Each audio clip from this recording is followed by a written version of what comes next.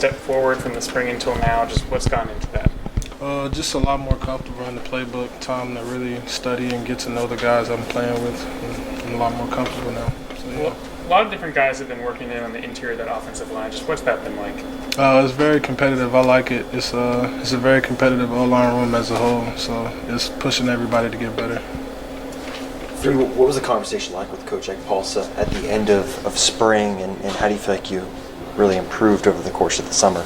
I think his biggest thing for me specifically was just a sense of urgency and intent with everything I'm doing, and I think focusing on that has helped me a lot. Darrell, you started several games at Iowa State. How has that helped you in the transition here? Just understanding the basics of the game, like defense, how defenses move and stuff like that, just helping me to get comfortable faster. How has the transition at life just here at Kansas been for you so far? It's very similar to Ames, so I can't say it's been a huge transition or anything way different. So yeah. Was there anything that surprised you about Kansas when you got here? Honestly, I was surprised at how similar it was to Ames. That was my biggest surprise, yeah. Is there any big differences between like the programs? Obviously, Big 12, they're similar in that sense, but in terms of practice or the other players, other differences you've kind of seen? Honestly, no.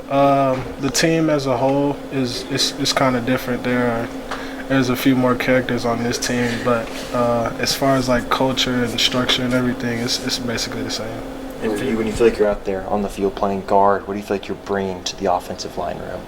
I feel like I bring a physical aspect to my game. I feel like I'm very strong, so I try to put that on film.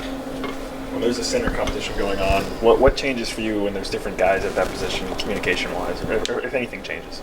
I don't think there's a big change. I think both of them have different strengths because Bryce is a more burly guy and Shane is a more agile guy, but I think they're both really good at center, so yeah.